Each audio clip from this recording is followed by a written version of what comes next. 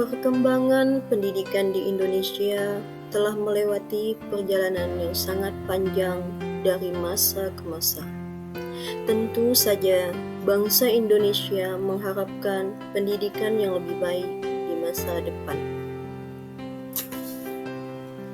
Kita mulai dari pendidikan prakolonial atau pendidikan pada masa kerajaan. Pendidikan ini berlangsung dari abad 7 Masehi sampai 16 Masehi. Pada masa ini, pendidikan hanya difokuskan pada pengajaran agama, terutama agama Hindu, Buddha, dan Islam, yang diajarkan oleh wali, brahmana, maupun kiai. Selanjutnya yaitu pendidikan kolonial atau pada masa penjajahan. Seperti kita tahu, Indonesia pada saat itu dijajah oleh beberapa. Pendidikan dimulai pada masa penjajahan Portugis, yaitu pada tahun 1536, dengan berdirinya sebuah seminari Ternate, yaitu sekolah agama bagi anak orang terkemuka. Setelah itu, pendidikan yang diberikan berupa pelajaran agama, baca, tulis, dan menghitung. Selanjutnya, pada masa penjajahan Belanda, yaitu di tahun 1607, berdiri sekolah pertama di Ambon yang didirikan oleh VOC. Pembelajaran yang diberikan berupa membaca dan menulis. 10 tahun kemudian, yaitu tahun 1617, sekolah pertama didirikan di Jakarta. Tujuannya untuk menghasilkan tenaga kerja yang cakap sehingga dapat dipekerjakan di administrasi dan gereja pemerintah Belanda. Hingga di tahun-tahun selanjutnya, beberapa bupati atau petinggi negara menginisiasi untuk mendirikan sekolah bagi calon pegawai. Dan saat itu tujuannya untuk membantu perusahaan Belanda. Kemudian di tahun 1864 didirikan sekolah bernama Bumi Putra yang mempunyai 3 kelas. Saat itu rakyat diberikan pembelajaran berupa membaca, menulis, dan menghitung. Hingga pada penghujung abad ke-19, pemerintah Hindia Belanda mengalami kesulitan saat itu karena terjadi wabah penyakit yang menyebar di seluruh Pulau Jawa. Tentu saja, pemerintah kolonial Belanda mengalami kesulitan karena apabila mendatangkan dokter dari Eropa harus membutuhkan biaya yang sangat besar. Oleh karena itu, didirikan sekolah Stovia untuk pendidikan dokter-dokter yang berasal dari kalangan pribumi.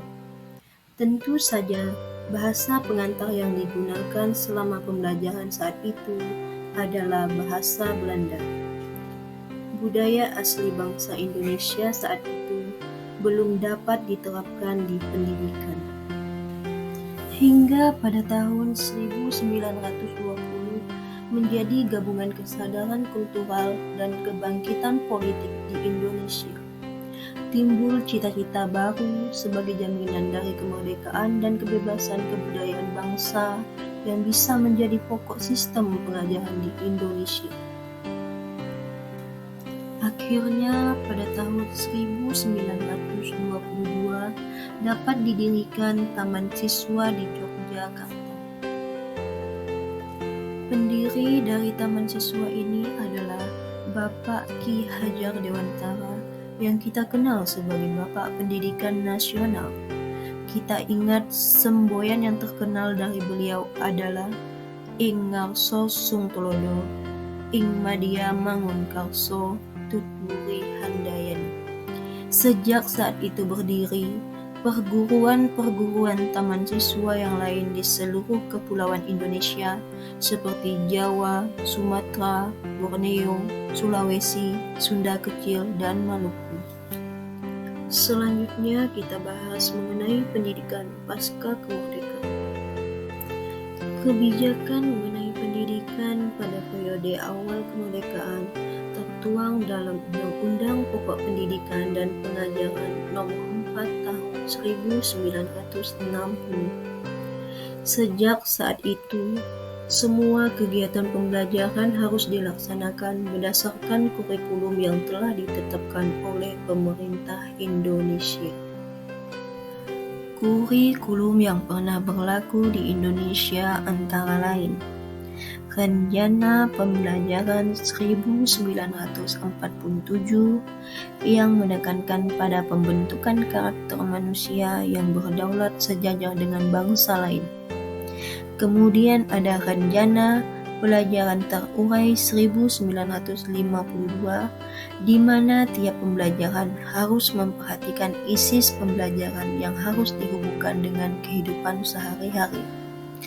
Selanjutnya, Rencana Pendidikan 1964, pembelajaran dipusatkan pada program Pancawardhana. Lanjut, ada kurikulum 1968 yang fokus pada pembinaan jiwa Pancasila, pengetahuan dasar dan kecakapan khusus. Kemudian ada kurikulum 1994, fokus pada pendekatan pokok. Selanjutnya, kurikulum berbasis kompetensi KBK 2004. Selanjutnya, ada kurikulum tingkat satuan pendidikan KTSP di tahun 2006. Kemudian ada kurikulum 2013. Dan yang terakhir dan saat ini sedang dikembangkan yaitu kurikulum merdeka. Sekian yang dapat saya sampaikan, semoga bermanfaat. Terima kasih. Wassalamualaikum warahmatullahi wabarakatuh.